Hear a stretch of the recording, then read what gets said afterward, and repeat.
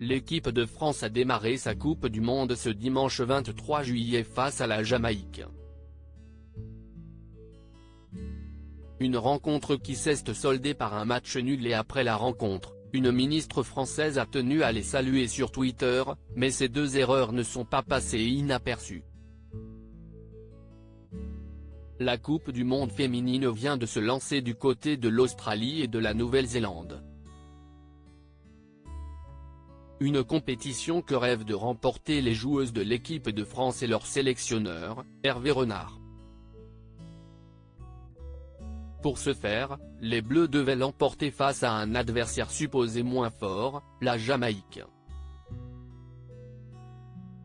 Malheureusement, les coéquipières de Wendy Renard n'ont pas su faire la différence et repartent avec un triste match nul. Un mauvais résultat, surtout quand on sait qu'elles doivent désormais affronter les redoutables brésiliennes.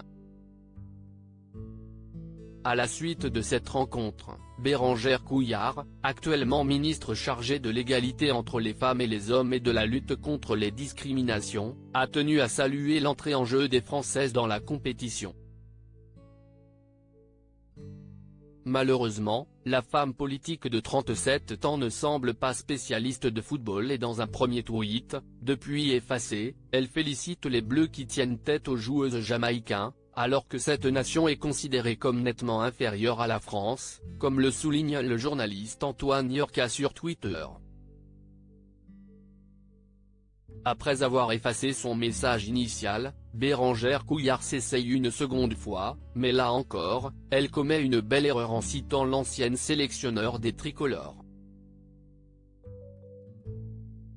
Des erreurs qui ne passent pas inaperçues comme le rappelle Corinne Diacre, il n'y a jamais de groupe facile, peut-on lire.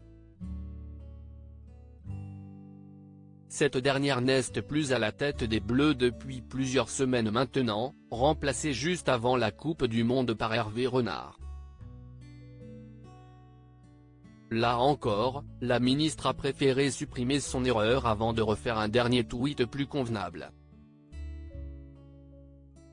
Repérées par plusieurs internautes, les confusions de Bérengère Couillard ont suscité pas mal de moqueries sur Twitter et beaucoup lui reprochent sa méconnaissance du sujet. Des erreurs qui ne doivent pas faire oublier l'importance de la compétition pour les joueuses françaises, certainement déçues de leurs prestations et qui devront rapidement élever leur niveau face au Brésil le 29 juillet prochain.